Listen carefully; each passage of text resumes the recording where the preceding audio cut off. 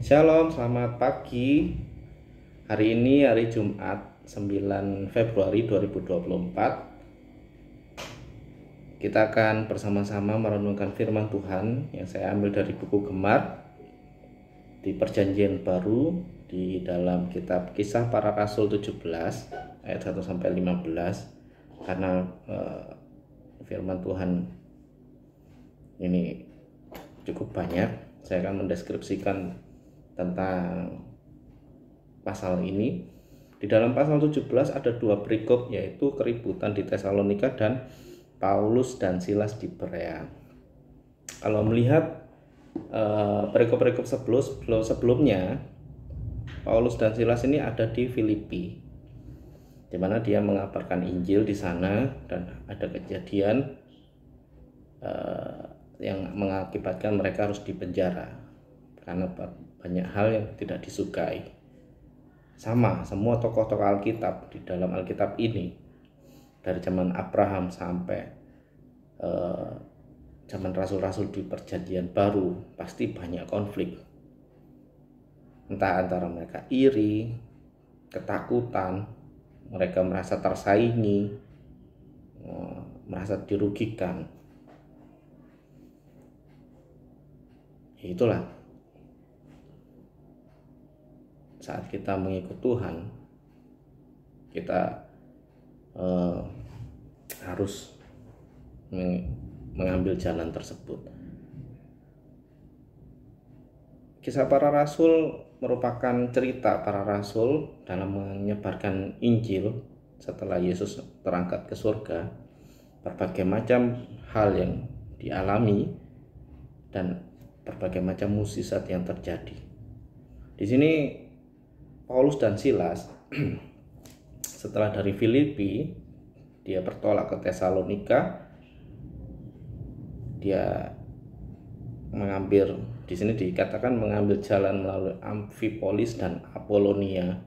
Jadi kalau kita lihat di peta, kalau di aplikasi itu ada ya peta Alkitab dari Filipi itu, kalau berjalan terus nanti akan ketemu Amfipolis. Nah, setelah itu ada Apolonia.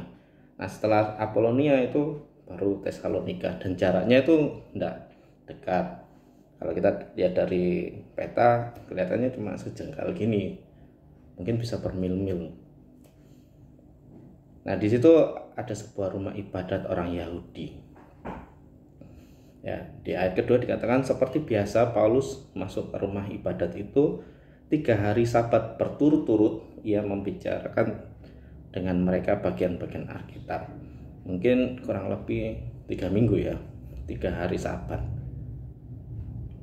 Ia menerangkan kepada mereka dan menunjukkan bahwa Mesias harus menderita dan bangkit dari antara orang mati. Jadi mereka mengabarkan Injil tentang Yesus. Ini loh Mesias. Tapi kembali lagi, dan dikatakan di ayat 4, beberapa orang dari mereka menjadi yakin dan menggabungkan diri dengan Paulus dan Silas, dan juga sejumlah besar orang Yunani yang takut kepada Allah, dan tidak sedikit perempuan-perempuan terkemuka. Luar biasa ya. Jadi banyak juga di ayat-ayat sebelumnya, siapapun rasul yang memberitakan Injil, banyak juga yang mengikut mereka gitu, ada mengikut ajaran tentang Yesus, artinya mau bertobat, mau dibaptis gitu loh. Nah, dari hal itu timbullah suatu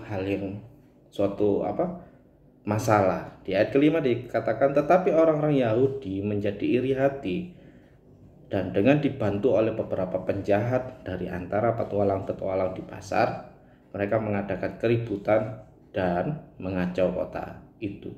Mereka menyerbu rumah Yason dengan maksud untuk menghadapkan Paulus dan Silas kepada sidang rakyat. Nah, ini persoalan yang sering terjadi. Ya, sebelumnya di Alkitab juga dijelaskan selalu ada persoalan, ya kan? Karena luar biasanya Roh Kudus menyertai mereka, sehingga saat mereka menyebarkan Injil, banyak sekali yang tersentuh hatinya, digerakkan oleh Roh Kudus supaya mereka bertobat, mau rela dibaptis. Nah, pastinya ini menimbulkan pro dan kontra, dan seperti biasa kebanyakan mereka melakukan hal-hal yang kejam terhadap hamba Tuhan yang menyebarkan Injil. Dan di sini dikatakan mereka mengadakan keributan dengan dalil supaya ada pembenaran atas perbuatan mereka. Mereka mengacau supaya pemerintah setempat itu mengetahui bahwa ini tidak benar, dan mereka menyerbu rumah Yason. Siapa Yason? Yason itu adalah orang yang menampung Paulus dan Silas. Yason sendiri dalam kamus Alkitab dikatakan pemimpin Argonauts, atau kalau yang biasa di bahasa umumnya itu adalah seorang imam besar Yahudi. Argonauts itu merupakan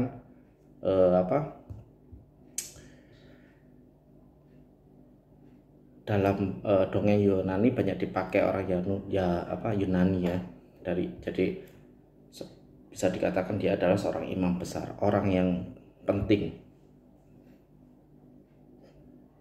Dan di ayat ke-6 mereka mencari Paulus dan Silas, tetapi mereka tidak menemukan keduanya. Akhirnya mereka menyeret Yason sebagai kambing hitam. Mungkin dianggap sebagai antek ya, karena mereka menampung Paulus dan Silas, berani menampung dan berani memberitakan firman Tuhan, Injil Yesus gitu. Akhirnya singkat cerita mereka pun dilepaskan, karena mungkin ada suatu jaminan atau pembicaraan antara Yason dan pemerintah setempat.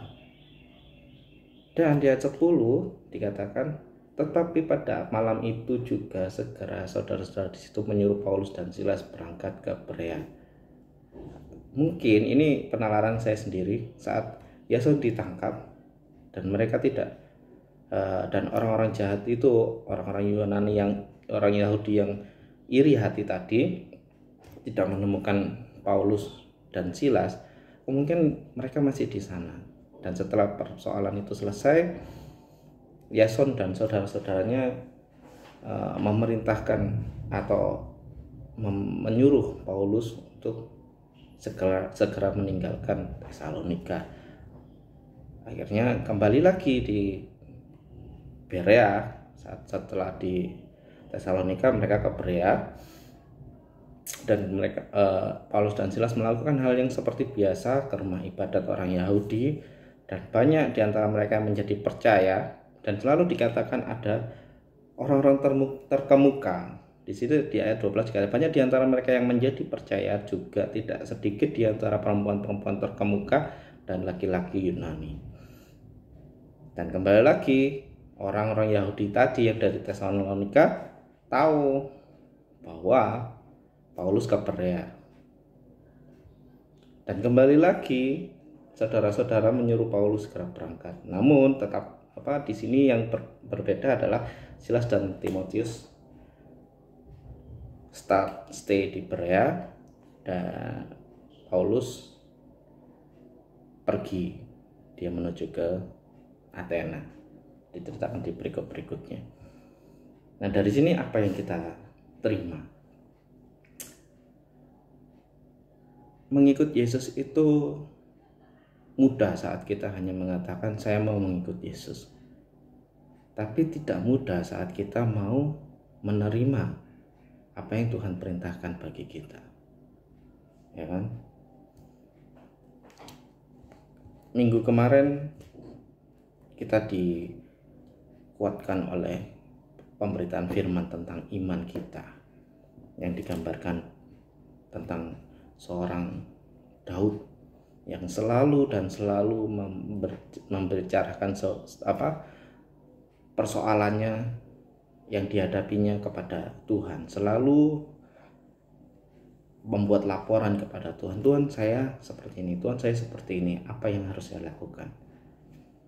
Dan siapa manusia mana yang siap untuk menerima persoalan? Saya yakin saya pun sendiri dikatakan siap tidak siap, kita pasti akan menerima suatu persoalan. Nah, di sini yang luar biasanya saat kita mengikut Yesus. Kenapa sih kalau dilihat dari rasul-rasul ini, setiap mereka menghadapi masalah, mereka berpindah ke tempat satu ke tempat yang lain? Apakah mereka takut tentang persoalan? No. Kalau mereka takut, mereka tidak akan memulai. Ya kan?